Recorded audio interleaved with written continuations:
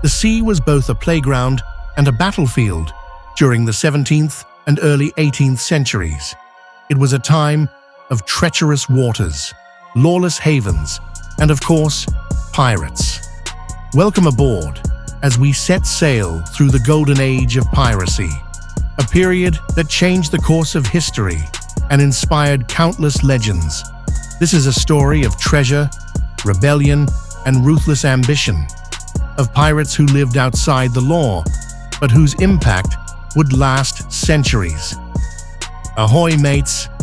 Today, we're diving into the exciting, chaotic world of the golden age of piracy.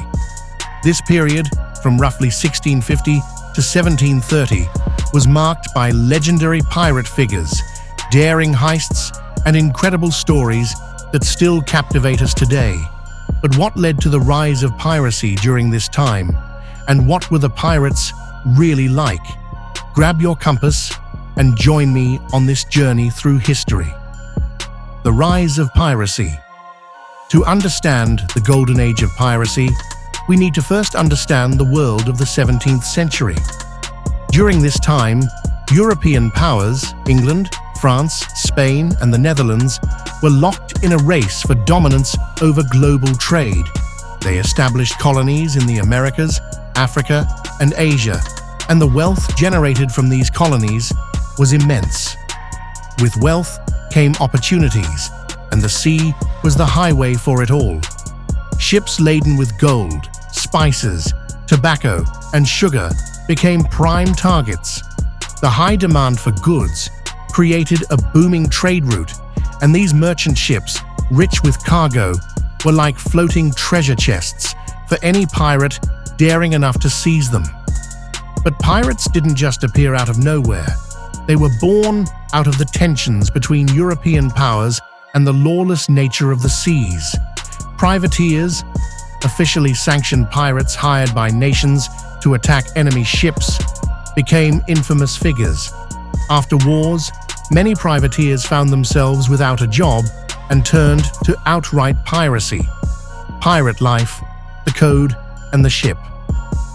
So, what was life like for these pirates?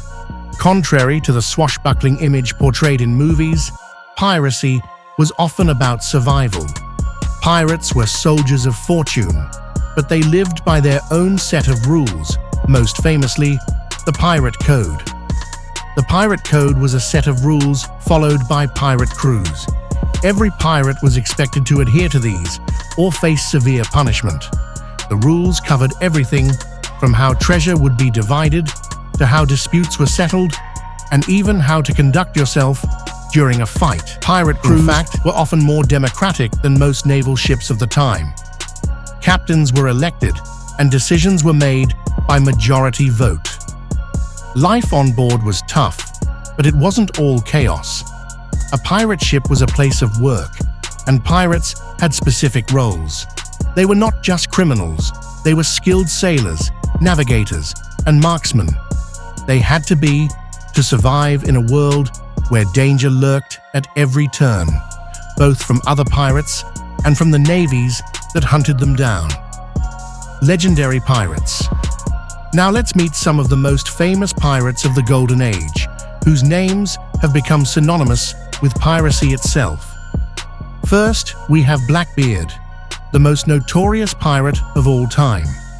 His real name was Edward Teach, and he was known for his fearsome appearance.